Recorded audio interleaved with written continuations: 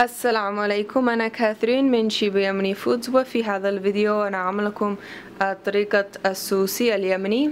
والسوسي تكون من أنواع الفتة.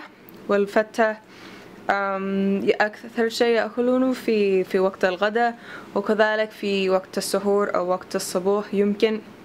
والمكونات التي تحتاج لهذا الأكل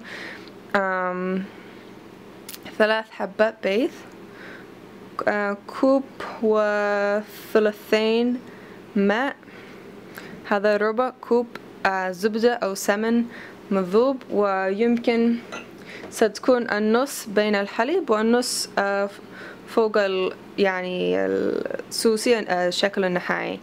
وهذا حبة سوداء وشوية ملح حسب الذوق.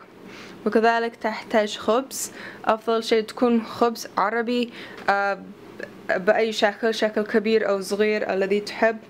وهذا الوصفة إذا جتي خليت الرابط تحت، ونفس الخبز سويته، بس هذا تكون بينه دقيق البر كذلك مع دقيق الأبيض، فذلك يكون بني هذا. وسأستخدم حوالي 2 من هذا. أولا أجيب الزبدة في الصحن، وأنا أفضل نفس الصحن هذا سأقدم فيه الأكل في نفس الصحن.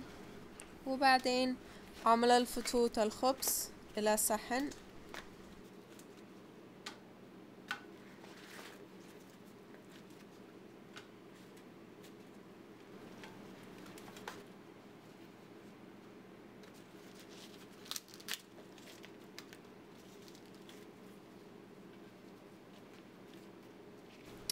وفي صحن آخر أكسر البيض 3، وأجمع البيض والحليب، وكذلك نص الزبدة المذوبة، وكذلك الملح،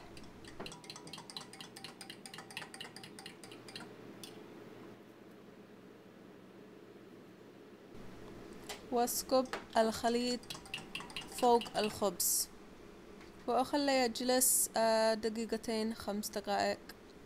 وبعدين إذا شفت جاف ناشف ممكن تزيد الحليب، ثم ترش الحبة السوداء فوق الفتة، وتطبخه في فرن متوسط عالي حتى يطبخ تقريبا كاملا والبيض ناشف، وثم تحمره من فوق في الفرن لكي تكون أحمر.